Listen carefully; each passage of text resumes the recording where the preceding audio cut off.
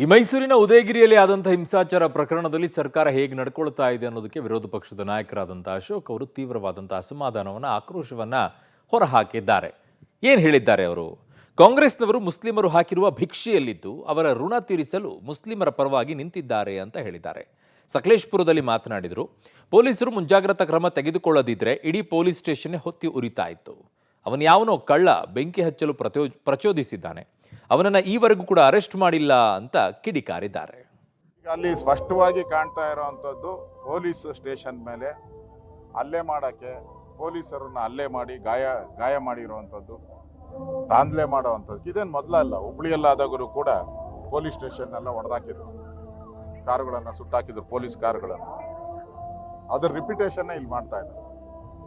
ಪೊಲೀಸರೇನಾದರೂ ಮುಂಜಾಗ್ರತಾ ಕ್ರಮ ತೆಗೆದುಕೊಂಡಿರಲಿಲ್ಲ ಅಂದ್ರೆ ಇಡೀ ಪೊಲೀಸ್ ಸ್ಟೇಷನ್ನು ಹತ್ತಿ ಉರಿತಾ ಇತ್ತು, ಇಡೀ ಪೊಲೀಸ್ ಸ್ಟೇಷನ್ ಧ್ವಂಸ ಆಗ್ತಾ ಇತ್ತು. ಆದ್ರೆ ಪೊಲೀಸರು ಎಚ್ಚರಿಕೆಯಿಂದ ಕ್ರಮ ತೆಗೆದುಕೊಂಡು ಅಲ್ಲಿ ಯಾವುದೇ ಅನಾಹುತ ಆಗದಂಗೆ ಮಾಡಿದ್ದಾರೆ.